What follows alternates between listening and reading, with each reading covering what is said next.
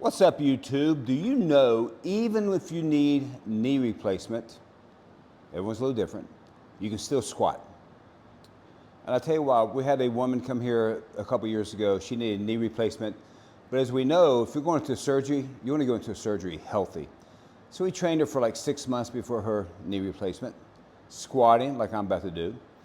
And after her recovery, about 3 months after surgery, we went back and rehabbed her. And I'm looking at the leaderboard there behind you, and she got up to a 235-pound box squat, which is pretty good with a reconstructed knee, total knee replacement, and being 58 years old. So pretty damn good.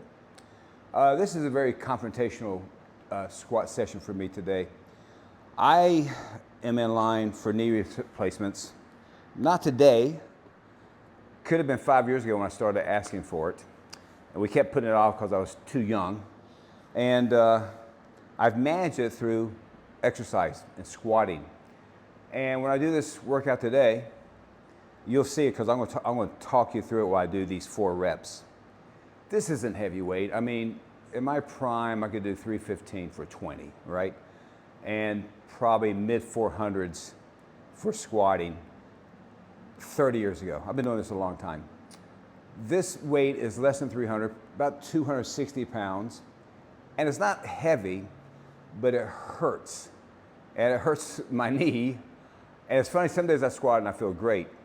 This is a lesson for you down the road because you just got to keep moving. Motion is lotion. And yeah, it may be dumb in some circles to squat with a future knee replacements.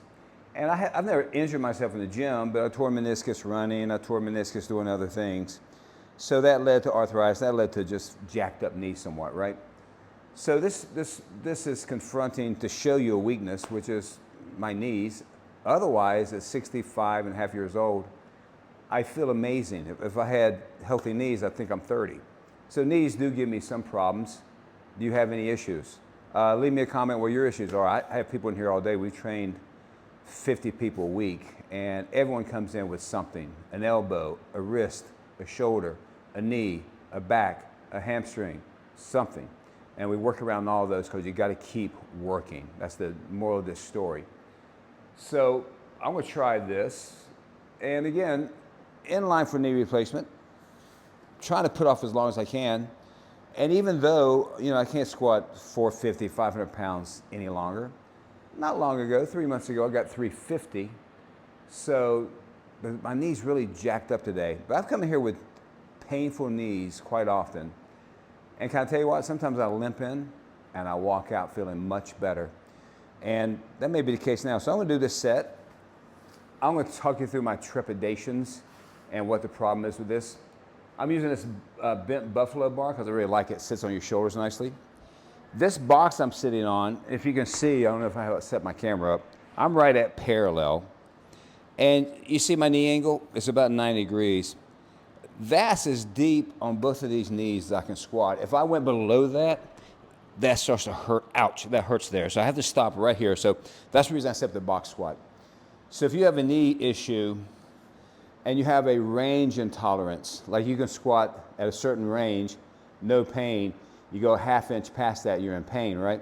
So one way to help with that is box squats, like I'm doing now, are really great for the knees, especially if your knees are in the shape mine are, because when you come to a seat in the box squat, all the pressure's off the knees. You almost relax the knees and the hips. Not totally, but you kind of relax. And then you go back up. So you come down, you become static, and then you have to become dynamic to get back up. So it's very functional for getting off the toilet, getting out of a chair, and just maintaining your strength in a squat position. So let me walk you through this. I'll talk you through it. And you'll notice at the top of each rep, I'm really kind of, apprehensive. Because squatting down, coming up, the weight's not really that hard. It's not really heavy. I could go up quicker, but my knee won't let me. I always think that your quads and your ass and your hamstrings are the engine, and your feet are your wheels, and your knees are your transmission, right? The knees transmit the power from the quads to the feet into the weight. All right, So in an attempt to maintain, because I think there's something important about axial loading, loading your spine for bone density and all those. And I've leave comments, some of you, you're an idiot for squatting in need of knee replacement. But it's funny, this leg won't quite straighten. And so when I come up, as I get to the top of the rep, that's where it really hurts. And I kind of try to work that knee straight, that right knee, doesn't hurt. Sit back down, no pain, come back up, a little bit of pain on the lockout, lock it out anyway. Whew. So I'll talk you through it if you're still watching. Let's give this a shot. So 260 pounds, don't laugh. I know it's light. Back in the day I could do it 30 times, but here I am trying it today. I'm just gonna do 4 reps just to show you. And there's something else I want you to watch. When I squat, it's gonna be hip first, like a low back squat should be, Mark Rippetoe type of low back squat. It's gonna be hips first, and when my hips travel, my knees don't travel. If I let my knees travel and go straight down, those knees will go way out in front. That's gonna cause a lot of pain for yours truly's knees. So I wanna keep those knees pretty much stationary and make this a hip hinge, hamstring, glute type of exercise, hip type of exercise. All right, let's try it. And again, I'll talk you through it. Whew. All right, apprehension, but what the hell? So climb under.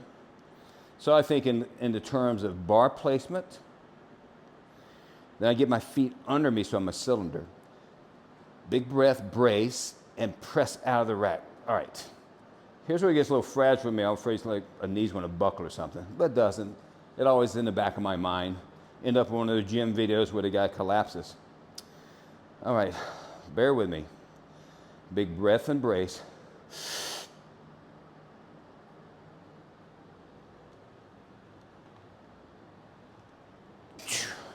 Ouch. There's an ouch part on that right knee locking out. Now it doesn't hurt. Here we go again.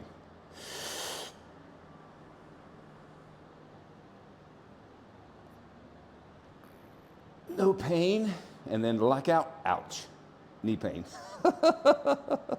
All right, 2 more.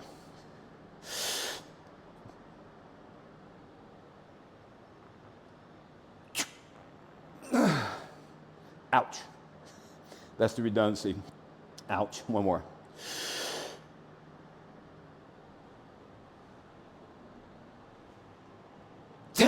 Okay. Woo. All right, let me catch my breath. So, you see why I had problems at the very top at the knee lockout.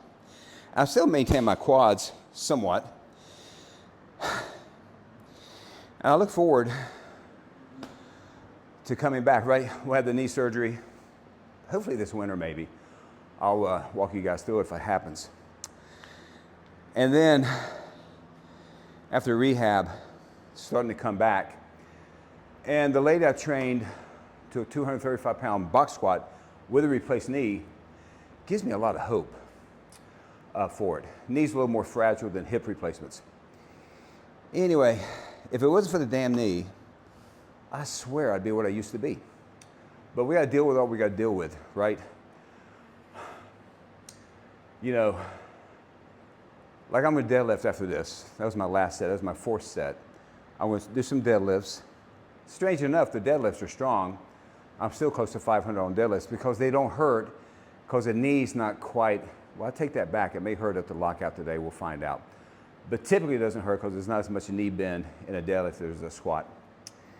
So the moral of the story, if you're 30, you're immortal, none of this matters to you. If you're 45 and 50 and you're worried about your longevity, there's a good reason to be. There's a correlation between leg size, leg strength, and longevity. So I'm trying to maintain that. This has nothing to do with ego these days. My 500-pound squat was an ego, but this isn't. This is just trying to maintain as much health and as ability as I have until it's time for that little reset. And again, I look forward to that. I look forward to the challenge of it, and then coming back and see if I can get better than what I was now before that happens. Again, not sure when that surgery is going to happen. I'm in no hurry. I've just had a really depressing week with the knee this week. Oh, by the way, I forgot to mention, I just got needles this long stuck in both knees, which I do every 6 months.